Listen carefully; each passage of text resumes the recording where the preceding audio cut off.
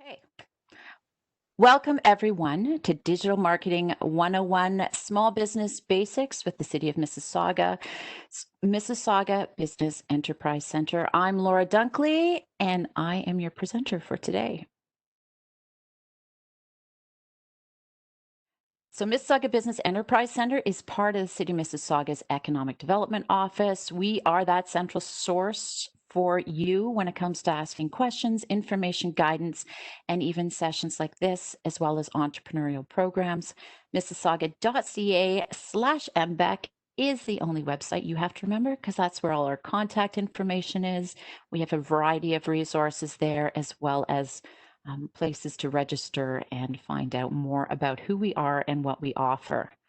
And today is the beginning of Small Business Month. It runs the whole month of October, and the City of Mississauga really is behind small businesses. And why is that? Well, over 95,000 small businesses are in Mississauga, and 53% of the employment is from small businesses. So we want to celebrate you guys, and we want to say that we're here to support you. Some other interesting stats and why this year's similar to last year's, but for sure this year, it's focused on digital and helping you guys go online because e-commerce sales continue to grow despite all of the restrictions. The sales are up, purchases, and people are going to continue buying online, research shows, even beyond the current crisis. So we're here to help you. Digital marketing, 7-step guide. We're going to take you through all of these topics today. Some of them we're going to pay a little more attention to than others, but we have a poll that you're going to help me decide on how much time to spend based on your needs. So the 7 steps to success, if you can think about this, every time you go to do or update your marketing plan, even for campaigns, it's a good reference point. And what happens with this list, if you have it, it'll just make sure you don't miss something critical. So it starts with your business plan. You have to have that. It doesn't mean you have to have a huge binder for your business plan, but you need to have your key information. You need to know who your audience is so that you can make sure that your content and all of your marketing efforts are targeted in the right place. You need to set marketing goals, which will support your business goals. You need to have the right channels in place because there's a lot of channels out there and you need to make sure it's right for your business. Then you need to create a digital marketing plan. Then ongoing, you need to create content. What's the right content? When do I post it? All of those things is important. And then you need to make sure you're successful. And if you're on the right route to success. So we'll talk about some metrics in that area too, to make sure. So those are the 7 steps that we're going to go through. And today's session is about helping you become your own digital marketing. There's recent research that's come out, even this morning was brought forward from a CFIB, the Canadian Federation of Independent Businesses, and talking about all of the challenges that people have brought forward during this research to manage your content, to manage the digital marketing. There's so much stuff going out in the rapid change that is going on. You need to know what is right for your business so that you can spend less time doing the marketing part of it or be very targeted and more effective so you can actually do your business. And that's the whole idea of this course, the Digital Marketing 101. It is for people just getting started, but if you're experienced and you've been doing this a long time, it's a refresher to make sure that you are targeted and on the right path for your business. And so why are we even here today? Why do we even talk digital marketing? Well, the stats continue to increase as far as the amount of people using mobile technology. People are becoming more comfortable. Mobile, so the activity increases, social media increases, and this is global. So if you're an international business, those are things that you have to be aware of too. It's not just in North America. And mobile continues to increase, and videos are another thing that you need to consider. This year after year continues to grow in popularity, and people are searching. That's the first place that they go for search.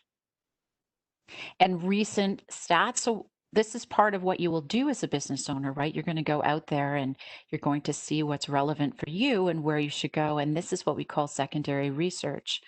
So some of these things we're going to look through COVID. If you did your research last year, or you're an existing business and you've been running it, I do encourage you to make sure that you update your research and the stats to make sure that you are targeted in the right way, because this is things have changed dramatically. Increase in social media use during COVID. Internet users continue to go up. Mobile users, the trend is just accelerated. And one of the things that people have been doing over the summer since the spring is watching more shows and streaming more services, men and women. That's the top one. They're also spending a lot longer on social media. So if you have even just hummed and hawed whether you should be on social media, all the stats are showing and the trends that it continues to be a place that you need to be. Messenger is the other thing that I want to have you pay attention to. There's a lot of, we're going to talk a bit about that, but there's a lot of information coming forward, especially from the younger generation, and people wanting to directly communicate with brands via messaging apps. So that is something that this kind of information is helpful in helping you guide your decisions. This came out through HubSpot. They have a lot of clients that they can pull research from, 70,000 plus. And if you go to this website, you'll be able to, it's an interactive and it's constantly changing. And what the website traffic is, this is one example. And if you notice that in the summertime, there was a bit of a dip, but oh my goodness, during September, it continues to rise. We're coming into holiday season, and a lot of the trends are that people are going to be buying earlier. Because of the potential stock shortage, people just have time for whatever reason. So make sure you have your plan ready for the holiday season. It's almost late, but it's never too late. So just watch trends like this and be prepared this year and future years. And website traffic, this is showing that the increase is predominantly in computer software, construction, and consumer goods. The negative ones at the bottom, you'll find entertainment, and a few travel, definitely travel. So just watch these kind of trends, pay attention, make a plan to go in and update it regularly. In the old days, we used to do research at the very beginning of our business plan and just leave it. Research is ongoing. So definitely plan to keep that as part of your business practices. Okay, now we're going to do polls. Hold on. Let me open the polls. If everyone, it should be at the side of, as soon as I open it, here we go. Do you see that? Does everyone see that? Okay. What is your greatest challenge with digital marketing? And this will help me in targeting the presentation today. Is it creating your plan? Is it knowing what channel to use? What channels would be considered email marketing, website, social media, what social media accounts to use? Is it actually creating the content? What kind of content? Actually, the ability to create content. You don't want to hire someone, it's not your expertise. Is that your greatest challenge? Is it just you're frozen and you're not sure what website to use? Or is it just website design? You don't even know what you want in your website? Or is it measuring success? And then the other question is a multi-select. Let me know what social media channels that you really want to learn about. You did tell me which ones you use in the registration process, and every time it's bar none, Facebook and Instagram, but LinkedIn is usually a close third. I also noticed a lot of you this time use Twitter. However, what I want to know from you today is what you want to know for your business, not from your personal standpoint, but what you want to learn for your business. And it appears for question 1, who is winning? It's the digital marketing plan. Yeah, it's hard because it's the commitment, right? Because as soon as you make that plan, how do you make sure that it's going to support your business goals? And that is definitely what the whole idea of this is going to be focused on, is putting that plan together. So we're going to help you with that content creation. We're going to touch a little bit on content. I do have a content marketing webinar that if I miss, has a lot more. I encourage anyone who is interested in that to go and watch through it. It's an hour and a half, might even be 2 hours. It's a long one, a lot of information. So make sure you sit down with pen and paper. There's also a download. The presentation's downloadable, so I encourage you to go there. The right website design. Okay. And then social media, do you want to learn about? Facebook and Instagram. Okay, I figured as much, which is why and some YouTube. Ooh, interesting. Okay, YouTube, check out the content marketing one. It speaks a little bit more about YouTube. We don't spend a lot of time on YouTube today, but Facebook and Instagram, there's some new stuff happening. Continues to evolve, and we're going to touch base on that. LinkedIn, I'll touch on that, but no, then sign up for the LinkedIn one because we're going to focus just on that platform moving forward. Twitter, okay, so there's not too many that wants Twitter. I did include a bit of Twitter. I'll scan through that quickly. And TikTok, head over to the social media webinar to learn a little bit about TikTok. I did talk about that in the social media one. We're not even including it in this one. There's so much on the fence, but I'll tell you that TikTok is it's the new player, and when social media is new coming out, it is a chance to get in early and build your followers and build your influence. So if you've thought about it, and even if you're in professional services, the word on the street is that TikTok is going to be investing in educational content creators. So they really want to get that more business-focused customer. So it's worth checking out. And I'm still on the fence. I've gone in and dabbled a bit, but you have to use your time wisely. So check it out on the social media, and then Instagram and Facebook. Okay, okay, close. Waiting. We have 16 seconds. That's okay. Oh, I don't know why it doesn't let me. Okay, I have poll number 2. Let's just put this. This is the second one. And this will be the final one. So what best describes the stage of your website launch? And and I often will teach this and I will point this out, but your website is the hub of everything. It's one URL that you have to remember, but it's really changed. Some people are focused more on Facebook. Some people are focused more on Instagram. The climate is changing when it comes to digital marketing. But I still am curious about you guys, which will help me figure out how much time to spend on websites. Are you still thinking about trying to figure out what platform to use? Are you pretty much ready to go live? Are you under construction, but you're not sure about what pages to create, what content to do? And then you have a website already and you're good with that, let me know, because then I will probably breeze through that. And then if you are on the fence about even if you need one, let me know. The other thing is, what kind of content do you plan to use? Blogs, videos, social media, graphics, multi-select. You could do them all. Don't recommend you doing all. And I would say select the ones that you plan to do this year, like in the next 12 months, because podcasts take a lot of time and commitment. And if you are just starting out, that might not be the greatest solution for you. However, if it's part of your strategy and that's really what you want to focus on, definitely include podcasts and then social media ads. So who is winning at the top? Okay, you guys all have websites, a lot of you. But the close second, actually, it's okay. So you're split between you who have a website and then you who are thinking you haven't decided on what platform. Okay, and that is what I will go through that because I don't have any other sessions that talk about the website platform. So I'm going to talk about that today.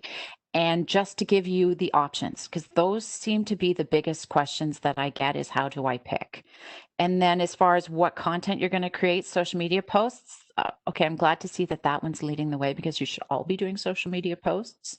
And then, and video, absolutely based on, and that just could be large video, small video, big content video, graphics, blogs, photography.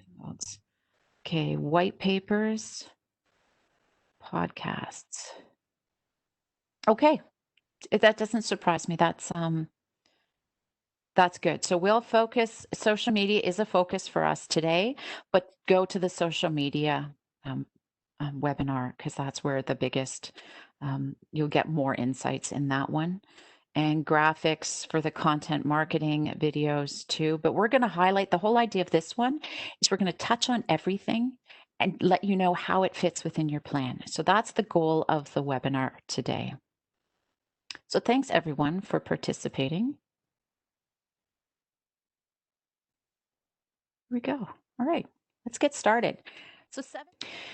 So the 7 steps to digital marketing it is a linear process, but it also has this element of design over top of it and the fact that it is fluid and changing all the time. So your business plan doesn't get updated very often. Your target audience, you're always tweaking that to figure out based on the stats that you're getting from your metrics. Your goals, you're going to update your marketing goals periodically, but not on a daily basis.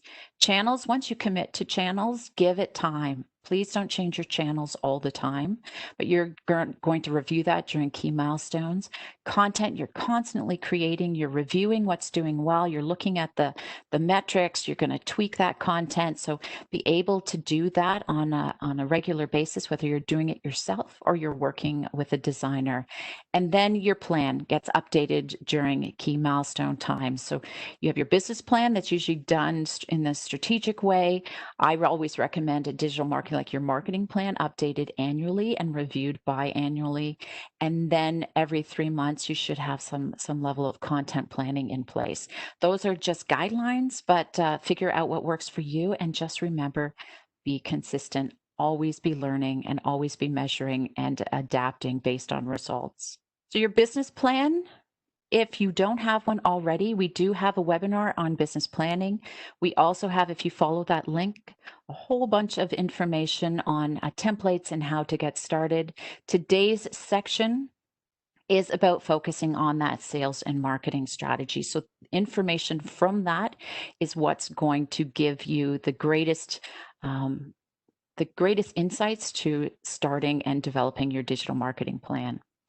But if just to get started, honestly, business plans can be very overwhelming. But if you remember that what you need to know to develop your digital marketing and a brand strategy is the who, what, why, when, and where, and how. So there's a link at the bottom that takes you to one of my blogs that just goes through those key questions that you want to do.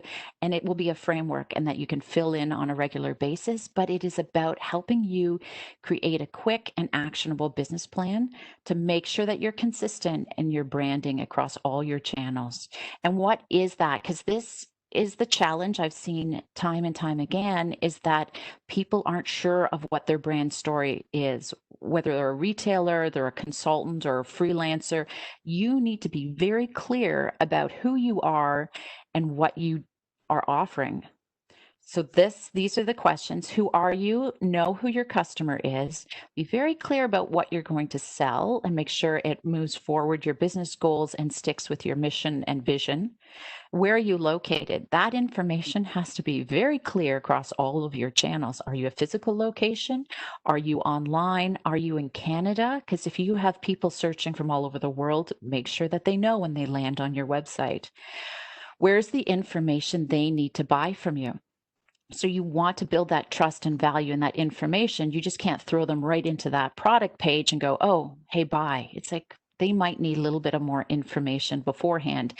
And what happens is if you aren't clear and you don't provide them in the right buying path, you're going to do all of these social media ads or Google ads, and you're going to send them, hey, here's an ad, and go right to the page. But some product requires a little bit more information to make that decision. So you want to think through that business, that buyer's path. And why should they even buy from you? Make sure you have that competitive advantage very clear, that value that you're going to offer that sets you apart from your competition. How can they buy from you? Do they have to contact you? Are you professional services that, just does invoicing? What is the funds that you're offering? Is it a shopping cart idea? Make sure it's very clear. You have a microsecond to have people's attention, and then you want to make sure that you get it all the way through. And when are they going to get the product? Those are things like FAQs, things like that. And even in the professional services, you want to be able to have that information on when you're even available to do a project. But when is the product going to be delivered? All of those kinds of questions. Before you even get started with your digital marketing plan, make sure that you know all of this information, because it's going to help you guide your decisions so you're not going off in the wrong direction. So the second is target audiences. This is the page I share all the time. The typical things that people go through is age, gender, be careful with gender, where do they live, where do they work? And when I ask this question of clients, quite often I get a very broad answer. Well, it's men from the age of 19 to 65 who live in Ontario. It's like, oh, no, no, no. You need to give me more information, because that's too broad of an audience. Unless you have a lot of money and you just want to throw it out there and hope something sticks, it's not the best way to do any of your digital marketing tactics. You need to know exactly who you're targeting. Niche is really the way to go. And that talks about being an expert in what you're doing. And then you have to know what you're doing. So it all comes back to knowing who you are and what you're going to offer, and then knowing who are those people that are going to benefit from the services and product that you're offering. So understand their interests, hobbies, lifestyles, behaviors. Even if you don't think it's applicable to your product and service, just write it down, because you just want to get to know them. It could influence even the type of content, the imagery that you use, the type of language that you use. I know I go onto Reddit, which is where the research arm here is, to say, where do you get that information, just to see what kind of questions they're asking, what's the language that they're using, what kind of words are going to resonate with them, where are the channels that they're talking on. All of that information is going to be based first on you understanding who your audience is. And then those center questions are those guiding general questions. And what do you want them to do when they do business with you? And you're going, well, like, it could be really, you may think it doesn't matter to put it down. Please write it down, because it helps you formulate your thoughts when you put it down on paper. And then it gives you a point of reference that you can come back to. Because what do you want them to do is going to happen when perhaps it's going to be a tactic where you want them to sign up for a webinar or download a white paper. All of these questions are going to be every time you do a tactic. Challenges that you're going to overcome. If they have challenges, what are you trying to solve? What motivates them to buy? Because if someone in your marketing pitch, and you're saying, we are the best price, you can't get it cheaper anywhere else. Well, if your audience isn't motivated by price and they just want really good service, you're missing the boat. You just can't, it's not resonating with them. So please take the time, put this together, build out your ideal client persona, and then gather that information to learn. And it's an ongoing basis. The boxes are highlighted around those that are more primary research, because, well, the top part is anyways, right now, if you have a target audience persona already created, maybe last year, it has changed. So during COVID, things have changed. Buyers, motivators have changed, where they are, where they're purchasing, things like that. So make sure you go back and revisit those. And then we have setting goals. And setting goals is about, you're going to have business goals in your business plan, but setting goals is about your marketing goals. So what business goals are they supporting? Make sure that when you decide to create these goals, that they right align up to the business goals. Large organizations and small business owners struggle with this. So please, as soon as you can get this defined, it will help you. The tactics, all of that other things that you have to do will start to make sense. It'll be easier because it all starts to go up to support your business, because honestly, if you're doing all this work and effort, it better help you reach your business goals. So make sure you identify what those business goals are. How are you going to measure success? How are you going to evaluate them? The methods and metrics that you're going to do, who's your audience, and what is the timing. And that's where you don't want to say, I just want to get more traffic to my website. Well, does that matter? If it's the wrong traffic, that's not great. If you're just throwing it out there as a more, you're not making yourself accountable. You have nothing to measure against. So make sure that they're smart. So there's goals and objective. Goals can be broad and aspirational, but really it's those objectives that are more specific. So goals and objectives, as long as at the end of the day, you have something that is smart. Smart is specific, smart is measurable, A is for achievable, they're relevant and timely. So put those down. And even if this is where, if you can add someone in to help you with this, if you needed to get some consultation support, this would be the one that I would say go and make sure that you get extra help, because then all of a sudden it makes sense, and then you can start building out your plan. And then what are the right channels? This is where we're going to spend some time. There's 3 different kinds of channels. So there's your owned channel. Sometimes we can say leased, because technically we don't own Facebook, but what that means is you have control of the content that you're creating. So it would be your website, it would be your Facebook page, your Instagram profile, all of those things are yours. You can create your brand, put the right messaging, the right content across all of them. That is the most important one. You need to make sure your owned platforms, your own channels are optimized first. Because if you get into paid, and paid is what supplements these owned channels, and that drives traffic to the channels or a specific campaign, and that's going to be your Google ads, it's going to be other digital advertising, social media ads, and you do have to pay to play for various reasons, but mostly because it's a noisy world and the algorithms support this. But payment is only supplement. If you're driving traffic and your owned channels aren't clear and we didn't have your brand strategy clear, they're going, okay, so you're going to have the same logo, the same colors, the same style, the same messaging across all of them so that they know it's you. That is going to be confusing for them. So make sure you have the right content and the right branding across all your owned first. Pay to supplement, and then earned are those sweet spots that you can't pay for, but they're incredibly valuable. And that you in the old days was just your typical media pickup, right? From the media outlets. However, nowadays that's influencers, that's Google reviews, because people, that people value other people's opinions of friends and family more than a brand itself. So you can do an effort, you can do PR campaigns, and you can have a strategy to build out your earned opportunities, but you can't make someone actually pick up your story or give you that review. And that's why it's really excellent. But create opportunities for that for sure. And then what is that criteria that we go through when we're figuring out what is the right channel? So first and foremost, your audience has to be there. Even if you're comfortable on Facebook and your audience is not on Facebook, that's not where you should be spending your time. Same with LinkedIn, and many of you are on LinkedIn, but if you are providing products and services to millennials or Gen Zers, then it's not going to make sense. That's where you're going to spend most of your time.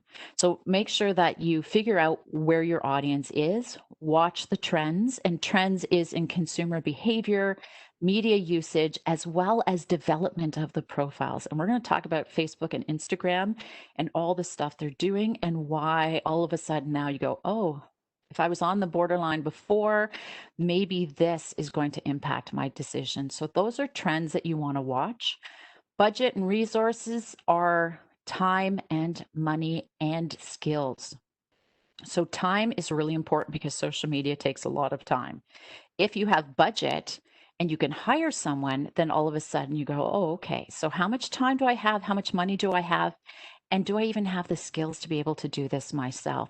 That all comes into weighting factor on what channels you do and how much time you do. Because really, the most important thing is that you do fewer things and do it well.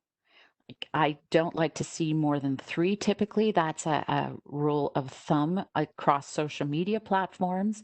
If you're just starting out and you go, you know what, I only have time to do 1 platform.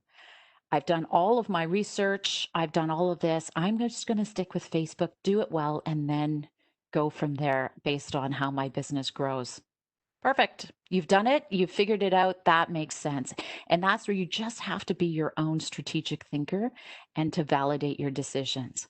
Regulations are things you have to think about when it comes to privacy, when it comes to um, it's not just privacy, but legalities as far as spam goes, like the Canadian anti-spam law that is in place for commercial electronic messaging, which is typically in email marketing, but it's other ones as well. And then regulations for your industry. If you are in an industry that is highly regulated in how you market, make sure that you know what you can and cannot do. It is on no one else, nobody in a digital marketing webinar, no consultants. They can advise you, but really at the end of the day, it's your responsibility to know what those regulations are. So have your eyesight on that. And then effort to impact is my favorite.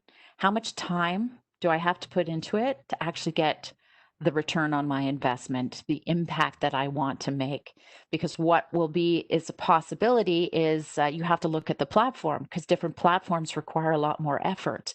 If it's YouTube, all of a sudden now, if I have to do YouTube videos, how much time is that going to take? Is it going to take money? If I want to really do that channel well, is it going to be part of my strategy that is going to be worth the effort? LinkedIn, maybe it's not a big thing, but you just want your profile and you're going, okay, so I don't have to update that regularly. Maybe just once a month I go in. Okay, so effort to impact, you potentially could get 1 investor out of that. So those are the things that you have to consider when you're trying to figure out what is the right channel for you. And here are some examples. So you have your website, the hub of everything. Blog is separate, but it's typically on your website. Then you have all your social media. And we have Google Business Listing and directories because that's a channel that is a way to drive traffic back to your website only for product focused people, but there is Google, but directories, there could be industry directories if you're in professional services. WhatsApp falls into that whole messaging apps and typically sits outside of social media. However, a lot of these channels are blurring. There is also Facebook Messenger, right? And now I should be including Instagram because that's under messaging. Most of them have messaging. You are going to see incredible growth in the messaging apps world. So make sure that you have a focus on that and incorporate app messaging systems in your digital marketing plan on some level. Podcasts, even though it's content, it's still a channel. Email marketing still shows incredible popularity. And then there's the digital ads too, is another channel, but it kind of sits apart because it is in the paid part. And then always when you do your digital marketing, consider it amongst your entire marketing strategy. And what we call that is omni-channel marketing, because whether you're physical or not, there's still, phones. We still have phones. What's on your messaging? Are you in a co-working space where you rent something? Maybe you have a place to put your nameplate. Really, omni-channel is probably less of a focus now for anyone who doesn't have a physical location, but for our retailers and people that have physical space, you do need to make an integrated marketing strategy. Absolutely. And drive your traffic to your digital channels because that's where people are spending more time and you can update it and it's more cost effective. Here's a potential mix per se. So you get your website, you have your blog, you've done your Google business listing, because that doesn't take a lot. Remember, effort to impact doesn't take a lot of time to keep updated. Email, maybe you decide that you want to do monthly emails to actually distribute your content. You've decided social media, Facebook, Instagram, and LinkedIn, but YouTube, oh, maybe this is the original one that you put down and you go, I can't do it this year. I'm going to add in YouTube next year. And this is more just a brain strategy, a visual representation. And digital ads, you're going to go, okay, social media, I think I'm going to stick on that. We're going to do influencers another time. So this is just an exercise I encourage all of you to do in a visual way or on a spreadsheet, whatever works best for you. And then write down your plan, like really a high level summary of your plan just to get started. And this is an example. Jay and Jen's Cafe, totally fake company. They had to pivot to online during COVID. And so what they decided to do is they were going to do pickup and delivery only. So you have to focus, your marketing is driven by your sales strategy, right? So your sales strategy, you have to be clear. And I know when I've worked with clients in the past, that haven't been clear with that, marketing hasn't been as effective and it's just been a waste of money other than branding, building your brand. But so your sales, you have to be clear on what you're offering. So they're only going to do pickup and delivery. That's the delivery of their sales goods. And they're going to decide that they're going to, for community engagement and for sales and their marketing, they're going to take their community online. So what have they done? They've updated their website. They've added a blog so they can give some insights, try and help with search engine optimization. They're going to do Facebook and Facebook ads, Instagram, Pinterest, because Pinterest is very visual. Well, recipes and food is huge on Pinterest. So they thought that was going to be great as far as effort to impact. They've made sure their Google business listing was updated. They've added in extra directories. And because they're doing blogging, they've added a newsletter list and have incorporated their physical information too. So in-store signage when that, or on the door signage with QR codes or whatever that is helped take their audience, their physical audience online. So this is an example. If you're a professional services, it's all the same. It's your channels are going to be different, but you're just going to write down what you are doing, what you're offering, and then put that down in place. Websites. Getting started. If you are on the fence and not sure or in the process of designing your website, I have a whole article and checklist on what to consider, whether you're doing it yourself or you're working with a designer. If you have this information and you bring it to your designer will be so happy and you will cut down time and you will get your website up faster and probably cost you less money. So please have a look at that if you're at that stage. And then to let you know about different options that are out there, there's 3 really big different options. There's that site builder, those general drag and drops. There's your WordPress, which is really strong in the blogging world, but also is a great website. And then there's those proprietary platforms that are either custom built or owned by a private company. So mine is built on a proprietary platform. There's benefits to that. It's usually more cost. It's not more costly because you really do have to go in and make sure when you're evaluating what platform, all of the costs, because some of them start out really inexpensively and then you realize, oh, I have to add on this cost, and that's not included, and this is not included, where mine is one lump sum. And then others I have seen have that scaling. So it just depends on what you want. Please research before you make a decision that you know what you want, what features you want in the next little while, as well as a year or two down the road. Because if you have to change your website platform because you didn't think it through, it can be quite costly. So a site builder like Squarespace, they offer a ton of templates, drag and drop, a lot of integrations with a lot of other platforms. It is one option. Wix is another one. And this is one they have for e-commerce as well. So you can just drag and drop photos in, put in your descriptions, and even set up a shopping cart. They allow for that. If you are a service provider, there's templates for those as well, which lets you put in basic descriptions, all SEO designed so that you don't have to think about the back end. It does make it easy to get started. WordPress.com is the free WordPress option. Basically, they host your website for you. This is a checklist that was just recently downloaded. I'm sure it will change over time. Know that if you do the free option, there's ads.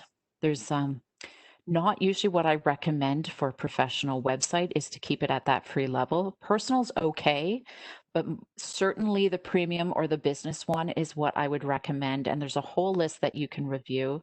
And then when you do go in, they have a variety of templates. And it's a good way to get started. You can keep it at the free version while you're building it, which is nice, and figuring it out. But when you're really ready to start promoting, make sure you get rid of those ads and you get all the proper features in there. And then WordPress.org, what that is, it is self-hosting. So you'll need to have a hosting site out there. There's a bunch of them, GoDaddy, Bluehost. There's a new one I just heard about too. Anyways, there's a bunch of them out there. Try and find, unless you're tech savvy, try and find one that has WordPress support and a turnkey solution. So when I did my WordPress ones in the past, I did use GoDaddy. Not that I'm endorsing it, but one of the features and reasons for me is as much as I can design a website, I am not a WordPress designer. So I really wanted to make sure that there was an easy way to get started and that I knew I could call for support and then bring in my designer as needed. So this is an example of one of the platforms. And check out the reviews. 2017 is one by WordPress. What happens with WordPress, and I've had clients, and this is the challenge, right, is it's open source. So you have WordPress who designs the framework, then you have your developers that come in and design a theme that sits on top of the framework that WordPress does, and then you have plugins that come in on top of that. So all of them have, and it's open source, so you have a lot of variety, but all these developers have to make sure that they stay updated. And if they decide to stop updating your theme, then you have to then change your theme or make adjustments. So WordPress does require more technical savviness, as well as more attention to security, attention to all of these things, because the last thing you want is when someone comes in and they're going to buy something from your shopping cart or fill out a form to get in touch with you and they can't do it. You need to make sure your lines of communication stay open. So that is one thing. When we talked about, remember we talked about skills and budget. If you can budget to have someone manage your WordPress site, if you're not, your skill level isn't there, go for it. If you're not, maybe consider a site builder might make sense for you. It's just those are all those things you have to consider. But check out the reviews. It is an indicator of how well people have been liking it. And then Envato Elements is just an example of where you can find different themes. They will have a couple that WordPress themes, but there's so many out there. You do have to pay for them. But Envato has one where you can go in, you can download the theme that you like, and then you just upload it. It's super simple into your website theme, and then you just build from there. So go in, and I encourage you, even if you decide that WordPress isn't for you, go and check out their themes. It gives you some ideas on even how to set up a website. So even if you're on Squarespace and you want some inspiration, just check it out, because they're built in the ideal way. If you start checking out other people's websites that have been manipulated and moved around, they may not be in the spirit of what the designer intended. So this is a way to get some inspiration and ideas.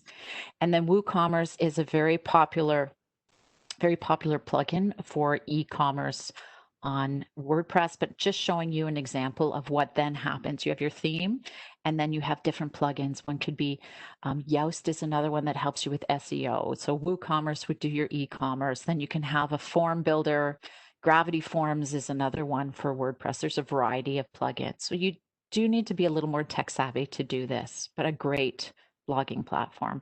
Shopify is focused on e-commerce. That is part, as I mentioned earlier, remember the Shop Here program that the city supports? Shopify is the platform.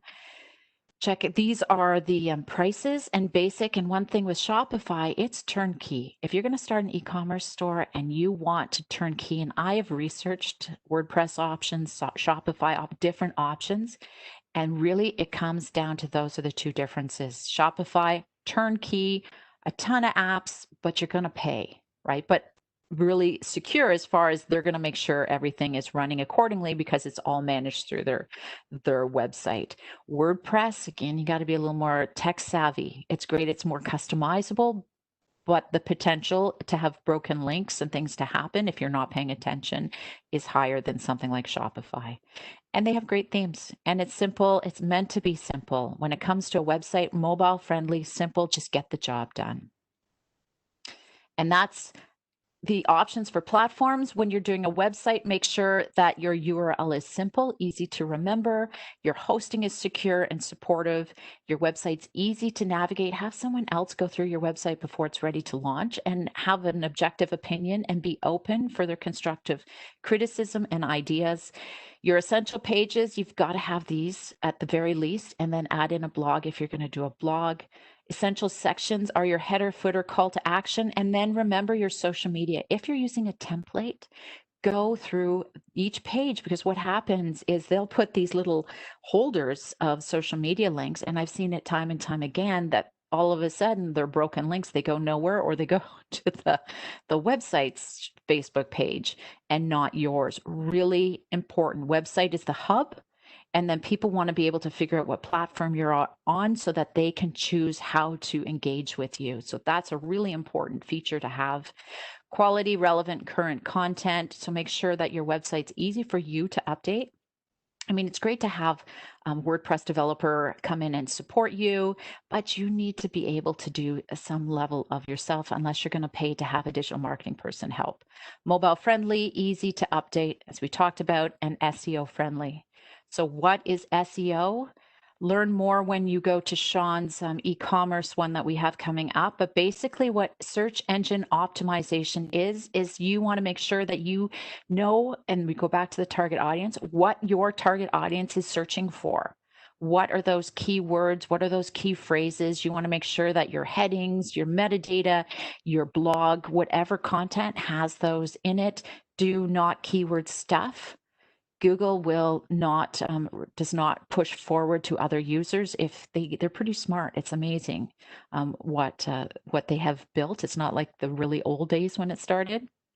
You want to make sure it reads first to the user, and then Google will know that, and they will recommend your page. So backlink strategy is internal and external. And what that means is Google wants to see how the users are going through your website. So if you have a blog and you're talking about a product and you go, oh, okay, so this is really important that I have, maybe you're selling, I don't know, sweaters, whatever it is, and you're talking about the importance of being warm during the winter months.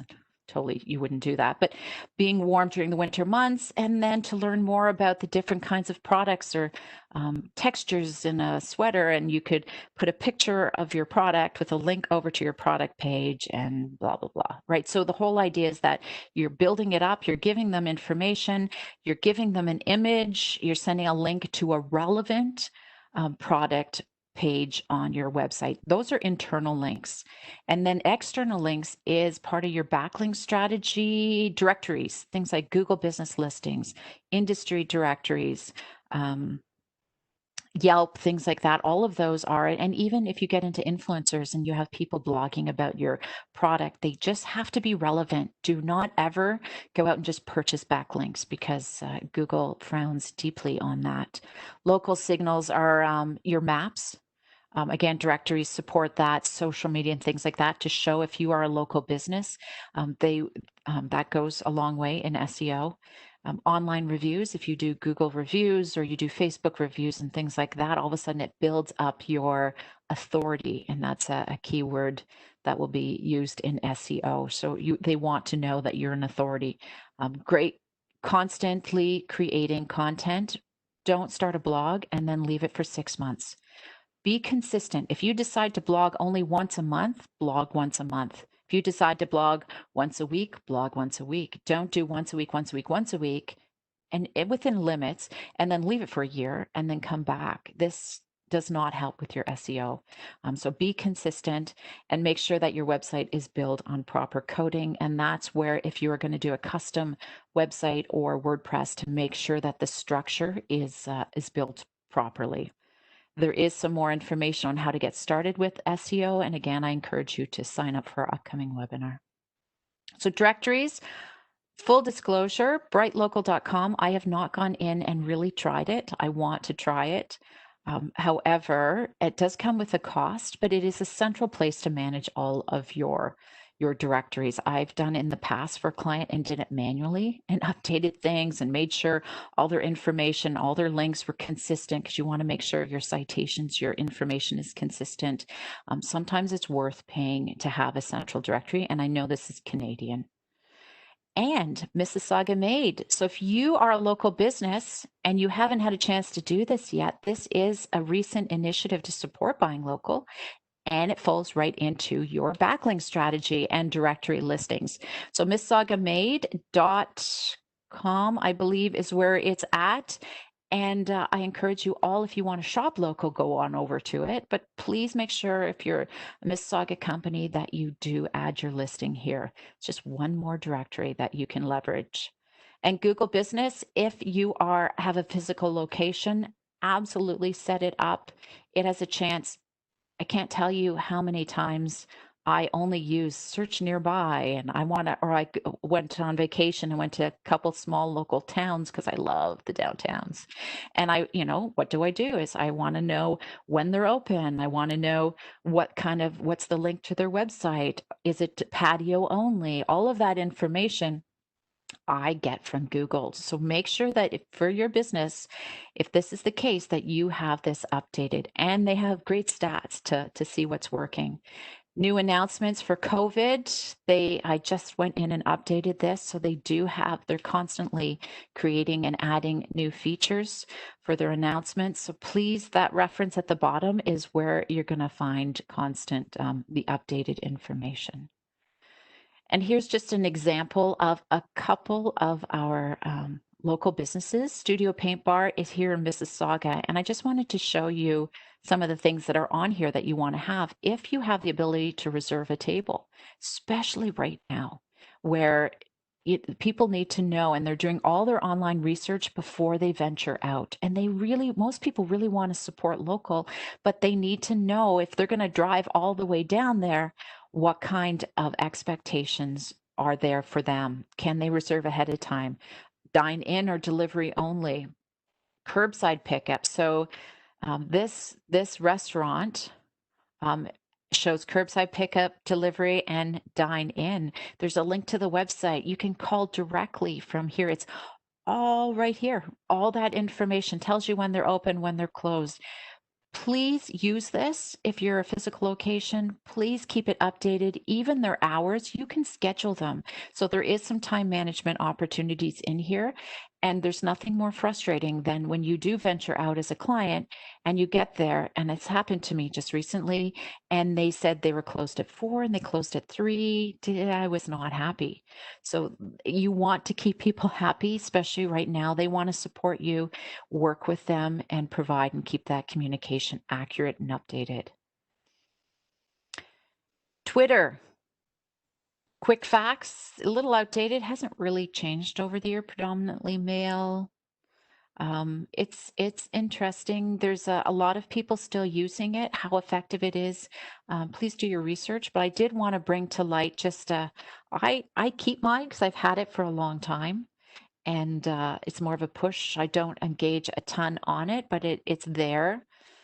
You have to figure out, if you're just starting out, what works for you. But what I do want to say, if you decide to use it, make sure your profile pic is there if you're professional services, or your logo. If you're a brand, make sure your logo fits within that, just like all your social media. So they're called badge logos. Really work with a graphic designer. I encourage all of you to bring in a graphic designer if you can. Just for consistency. And this is going to represent you visually across all your platforms. So it might be worth your effort and budget to do so. Your cover photo needs to make sense, and fill in all of your profile links to your website, where you are, and then start posting, reposting, using hashtags. So part of the strategy is going to be you're going to share content. So I shared this out which is what we're doing today from the city of Mississauga. There's also different kinds. So I just want to give you an example. There's kinds that you just share. Then there's kinds where you have a link that is a great article you believe your audience needs, and then you're going to comment on it. So you're going to share the link, and you're going to actually put some content around it with some hashtags, and then the link itself is there within the image. And then there's other ones where you just reshare, but you add in a comment. So keep it varied, make it make sense. I really encourage, my stats aren't as high as they should be because I don't go and engage. It's not my primary profile. If it's your primary profile, please go out and start engaging with people, watch the hashtags, follow them, and do the trends. There's some new things on Twitter that I didn't even realize until I'm doing some of this research is they do have live video, and they have a whole studio. Well worth checking out. If you're revisiting Twitter and you're like myself, and maybe you've had it for a long time, but you're not sure if it's going to be right for you, go back and check out all of the features that they now have, because they've added a bunch, including insights on when your audience is watching. So the highest engagement. So I know exactly when to tweet. So it does take the guesswork out of things. And then use your stats. And then again, are you a consultant who isn't sure if Facebook is right for you? Showed impressions are really important, was the highest impressions, no engagement. How could I have built out my engagement? So I go, probably I should have mentioned a couple of consultants that I knew. So those would be things where how your metrics can support future decisions. Always be checking these. They make it very easy to access the insights. And if you're going to advertise, Twitter has advertising too. So I'm going to keep going through because we have 20 minutes. Facebook. A lot of people are on here. These I just updated today, so they are recent. It is one of the third most visited websites next to Google and YouTube. A lot of people on it. Facebook groups, very active. For certain businesses more than others, should be included in that, but definitely consider as part of your strategy. Gen Z wants to communicate with more brands via messaging. Remember, someone mentioned WhatsApp and all of that. No matter what, the trend is you need to start communicating through messaging, whether it's for customer service, whether it's for sales, or whether it's just basic promotion. People are starting to want to communicate more with brands, even beyond Gen Z, with you. So make sure that you find a way to do that. And why do people even use Facebook? It's to keep in contact with friends and families. So if you think the young people aren't on it, real Gen Zs, not so much, but millennials for sure, they have reasons to be on that. As they're getting older, they're getting married, they're having children, they have moved into that category. So messenger videos, not new, but it is something to keep in mind. If you're thinking about using videos, which many of you are, you can do up to 50 people at no time. There are privacy and security settings. And what is new very recently is we knew it was coming. Facebook and Instagram, their messaging apps are now integrated with WhatsApp potentially in the future. So lots of exciting stuff in that world. And Instagram also has a ton of new features.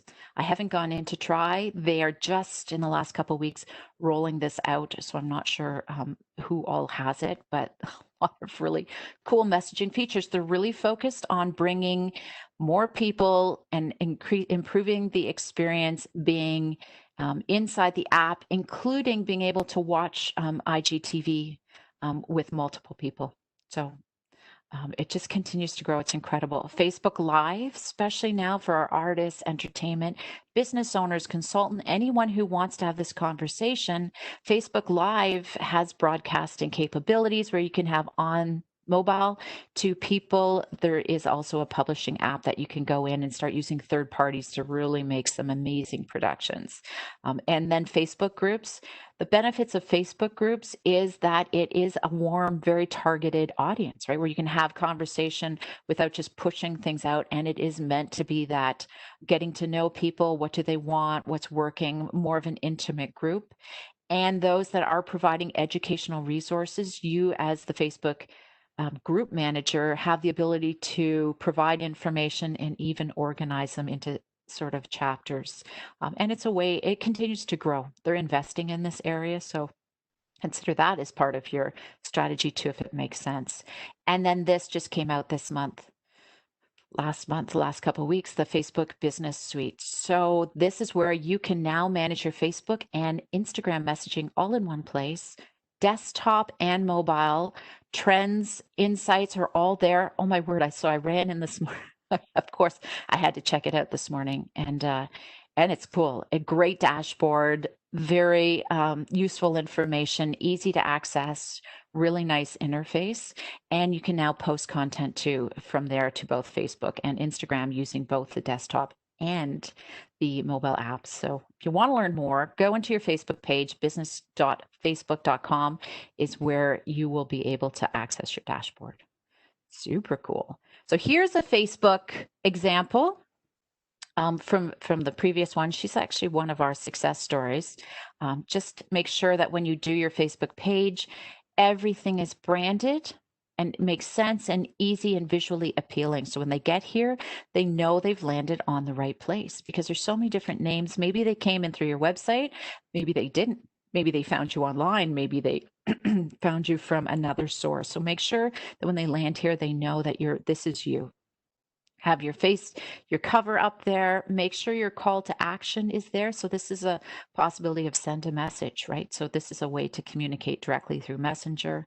The about page, remember, this is not the about page about your company necessarily, but about the Facebook page community. You may have a different strategy on what you want to talk about, but it manages the expectations of those who like and follow you here. Make sure your sidebar, all your links are updated, and then post consistently with this. And she's consistently posting and keeping current, and it's a way to communicate with her audience. If you are not a B2C and you are a B2B, there's still opportunities to use Facebook. A lot of people shy away. Sage, I have used these guys in my promotions for years, and they are an accounting software. So they're not even a direct accountant, but great ideas, inspiration. If you are a professional service, see what they're posting, see the kinds of things that they're sharing, and then try and figure out how you could do something similar for your business. But they do a really good job.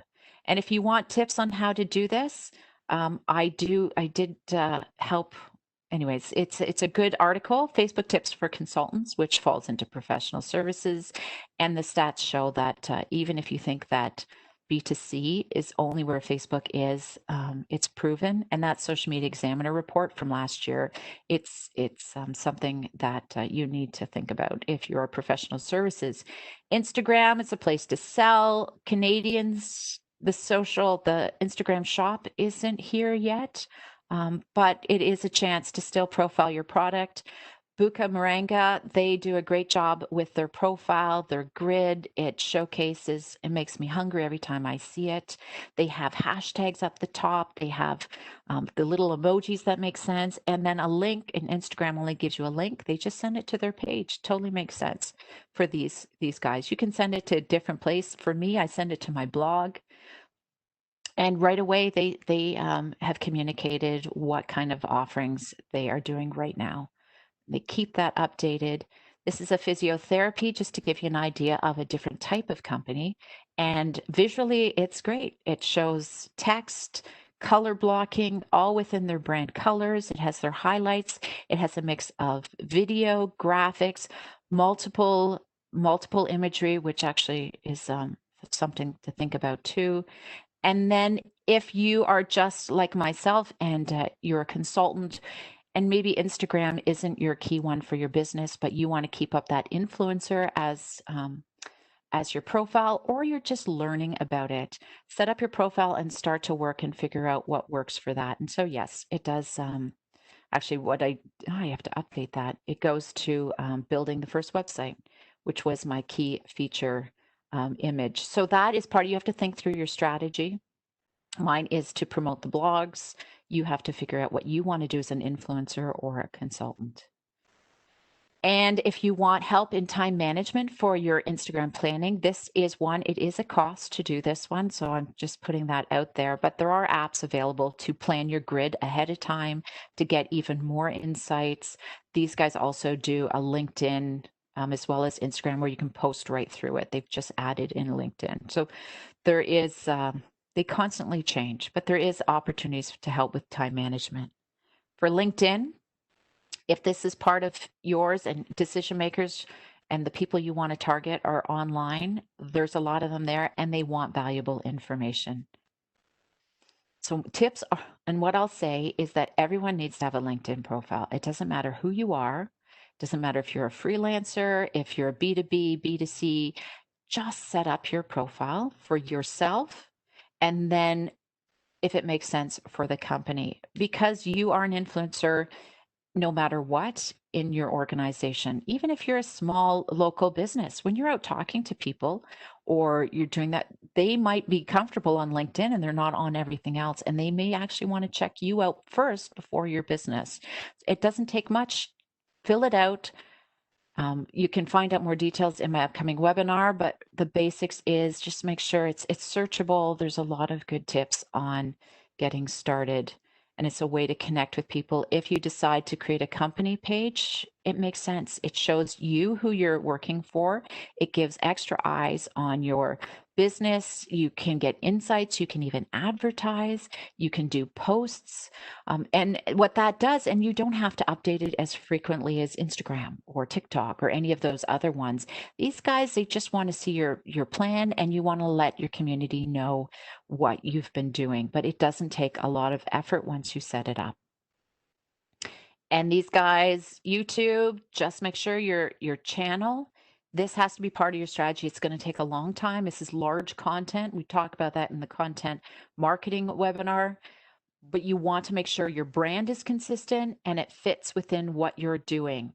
So set it up at your channel, research YouTube. There's so many ideas and tips on how to use it. And it is a trend that's growing. And these guys are fun. And I always put these guys out there because they do a really good job. So you can have a look at their website for inspiration. And what I wanted to do is let you know our strategy, which is very similar to what would be is for anyone who wants to provide education, content to their clients. We're just like you. We want to connect and support and provide you information to build your business. That is what we do as in the business of what we do. So if that is part of what your strategy is, YouTube can fit in quite well because it does support search engine optimization to have videos on your page. So what that is you've created a video on your YouTube channel and now you can embed it into your website. And what this does, and this is one of our series that I helped with last year. So we put 10 steps to starting your video. We created this example of a company. And then for each step, we had a little individual video that works through this entire company going through. And really, it's just inspirational with all the links and relevant information going through. So what that does, so then you can choose a business idea, links from here, goes over to choose a business idea, and it's a bit of a inspiration and then a place to go forward. And then when you go to the YouTube channel on its own, because you can actually view it through YouTube, there's all the description is built out. We have the thumbnail, we have a link back to the website, and then we can track statistics and viewership and things like that as well. So YouTube has an amazing opportunity to provide information, resource, entertainment, and inspiration, and something to have a look if you, and also as a double promotion here as far as what this is, steps to starting a business. Many of you are starting. I do encourage you to head on over to that website link and for a lot of information. And Social Media Examiner is a place if you want the how-to, because we don't have time to go through the how-to, and honestly, it's constantly changing. So I tend to find that credible resource that I know is going to stay on top of it. And these guys always do for years. They have a great podcast, they have YouTube, and they have step-by-step guides. So whatever you decide you want to do for your channel, these guys are definitely a resource I recommend. Almost all their stuff is free. Email marketing, why are you going to do it? Because the cost to return, your return on investment, has proven to be effective. For every dollar spent, they're showing an average return of $42. There's so many people, it continues to grow in popularity. And most marketers are using it, and most small business owners are saying that that is one of the primary channels. So why wouldn't we use it? And then again, use it, and it can be used throughout all the parts of your funnel, right? Whether it's general awareness, sending them blogs, or within abandoned cart. What you do have to remember, it falls under CASL, the Canadian Anti-Spam Law. And please make sure that link is there, that you do familiarize yourself with this law. Express consent means you have them for life until they say they don't want it anymore, and then it becomes declined. Implied consent means they are an existing business. Somehow they've disclosed an address publicly, and it makes sense to send them something. Unless they tell you, again, they don't want to do that. So you need to make sure that this is all in place. And then before you start to do anything, including gathering your email list. So how do you grow your email list? This was one of the questions that was asked. Side of your blog, make sure you have a sign up form and you have all the Claret Castle regulated information that's there. And then some other tips are email signature, right? You can also have a pop-up instead of just on a sidebar. Give them something free. And that's really the biggest thing. And you'll probably have seen this a lot in a lot of your email marketings from different brands. It's right, hey, 15% off your first purchase, free download, whatever it is, or be entered into a contest. People want something to be able to give you their address because it's valuable to them. So it's definitely a give and take. If you're doing, and not too many of you said that you're doing white papers or long form articles, but it's a lead generation opportunity. Most people say they're willing to give their email to a company that's willing to give them things like white papers or ebooks or large resource material research information. So those are ways to get it. And if you missed it, Email Marketing 101 is a webinar with a lot more information on it. Use a third party. MailChimp is just here because we've used it, but using a third party helps you manage your lists. But there's so many options that are out there. And if digital advertising, just as a little bit of encouragement, it continues to grow. So well worth, if you're considering other like print or traditional advertising, it's definitely going lower. Digital continues to grow as better return on investment. Tips, make sure when you do advertising, you have one goal.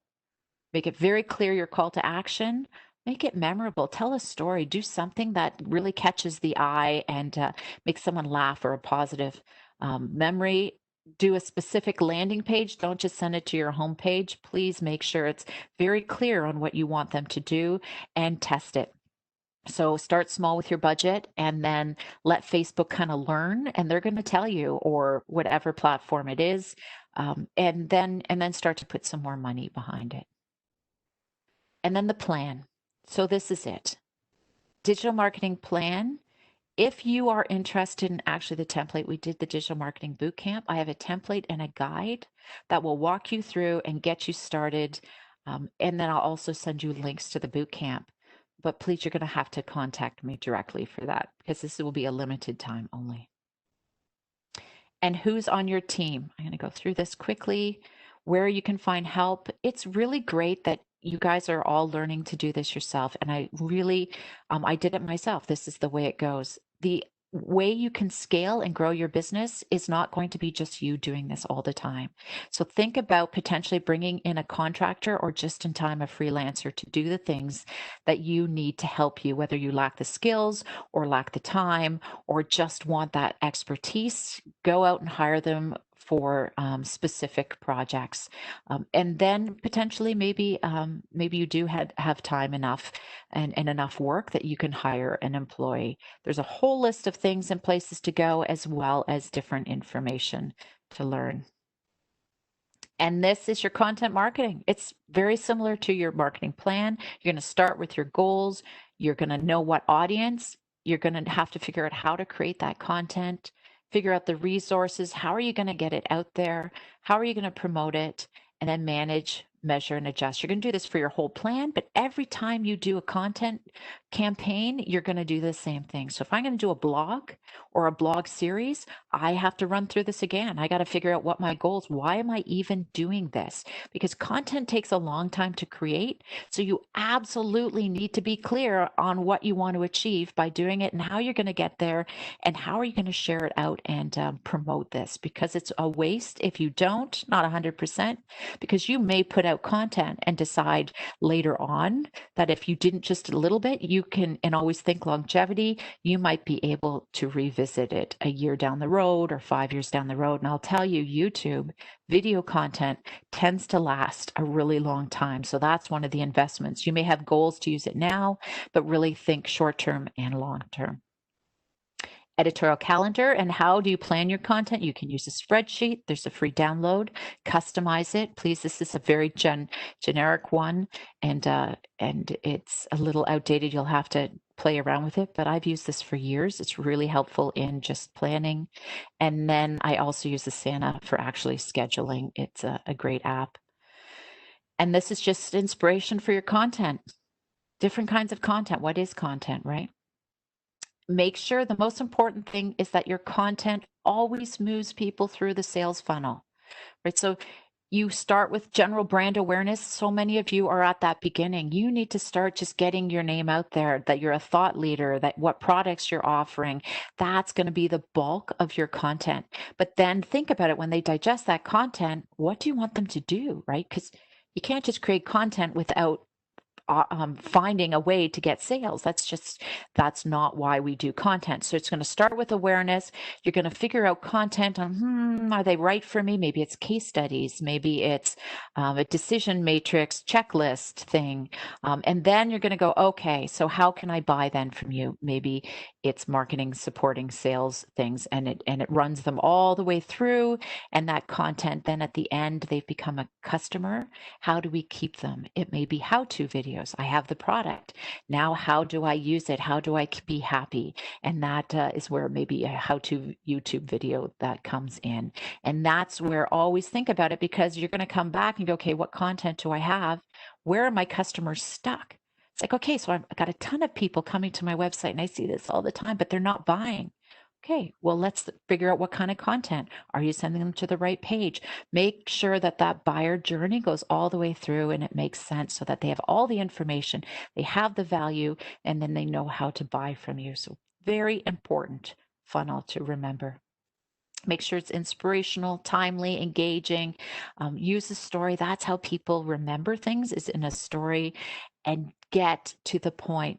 Oh my goodness, especially with video and long form blogs. Don't be going on and on about your story or about things, and 2-3 minutes in, whether it's written or video or podcast, they don't really care, because really they've shown up to get your tips or how to do something or your insights. Please get to the point. Only tell them what matters. You can make it a little bit of an intro, but just know that people's time is valuable, and you want to make sure you do that.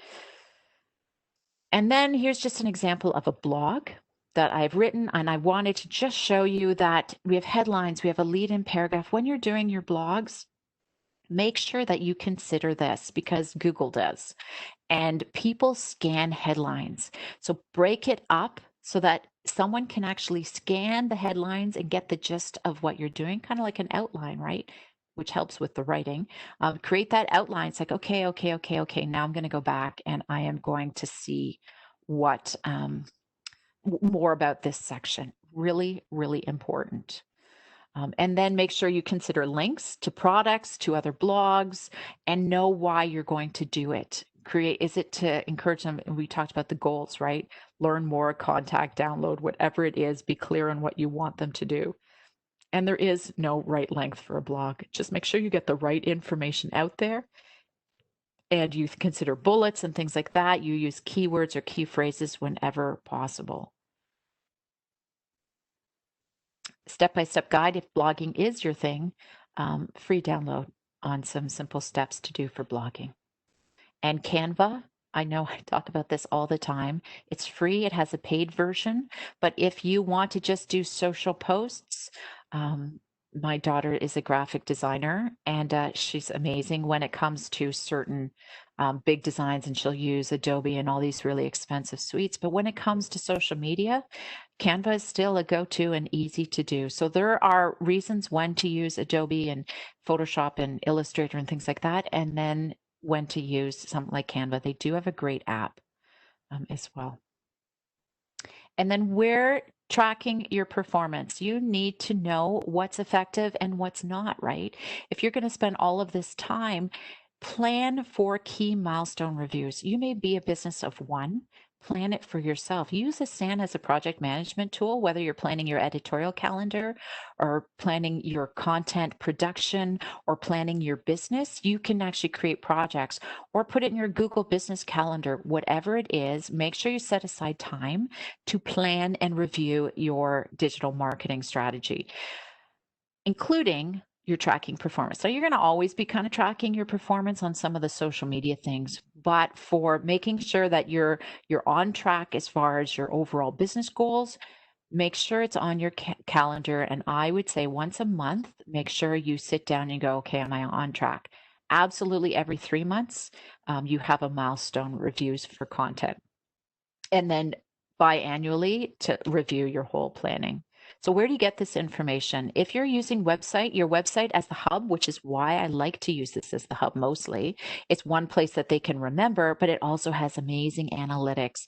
And Google Analytics is free, and it gives you some good insights on the traffic, where they're coming, what kind of content, what country, what city. It's just, and then you can get into Google campaigns. Google Analytics has a beginner's course if you want to do it.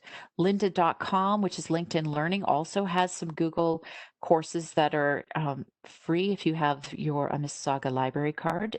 They have a Lynda.com option. I've gone through the whole SEO, which includes some of the Google stuff, but Google Analytics itself has a freebie to learn how to set up Tag Manager and campaigns. But the point is it's just massive. So that's where, if you can centralize that information and you start pointing all of your traffic back there, that will be your primary source for information on what's working and what's not working. Google My Business gives you different kinds of insights, right? They're going to tell you, going back to the website, how many people linked in, but they're also going to do phone calls and things like that. You have social media insights. Wow, it's Facebook and Instagram. LinkedIn's pretty good, and Twitter's good too. I mean, they're all really good as far as engagement and impressions.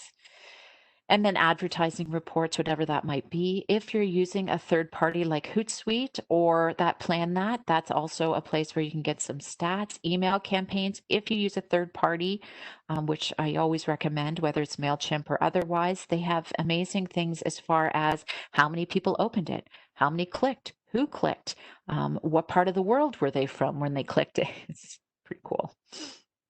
And social mentions, just a free one for sentiment on your brand. Google AdWords if you do campaigns there. And then you can do other things like surveys and in-house statistics. So this is a Google dashboard. As I mentioned, I use Google Analytics as the primary source. If that's the case, you can go in and check out. They have audience, what their behavior is when they tracked through. And I know I'm over time.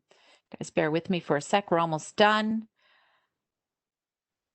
Here we go. And then Facebook, even how many are coming from your social networks. So keep it customer centric is the key takeaway here. Always focus then, and Google will follow behind it, and your customers will be happy. So think of them first. Make sure you're clear and consistent across all of your brand platforms. Be strategic and consistent. So set up on your goals. Make sure you plan, and you will win. And then segmentation. If you have multiple audiences, like we were talking about before, if you have employers and employees, or even maybe you're a pet store and you have cat people and dog people, you can segment that on your emails, different types of landing pages that you can create. And that's really important to getting the right message and keeping everyone happy, and it personalizes it, right? Revenue segmentation, it's proven, especially with email campaigns, to do that. And personalization, what does that mean? That means it's going to maximize the enjoyment of your visitors and minimize the amount of time it takes to get there or to purchase your product. And that's personalization. That's customer service. That's customer satisfaction. So I'm going to go through these quickly because we're at the end of time. But remember, when you're creating content, that be a resource first. Think of longevity. When if you're going to invest in that, you want it to last. And then research, reach, and engagement is when that's success. Manage, measure, and adapt along the way. Get the right team on board, whether it's yourself. Hire people at the right time when you need it so that you can grow your business and still work in your business, right? They're experts in marketing. You're experts in what you do. Find a way to work together so you can scale. And then primarily be a resource and promote much less. Don't go onto a Facebook group and start just throwing out promotions. And what is great content? It's relevant, consistent, persuasive, and memorable. And that's it.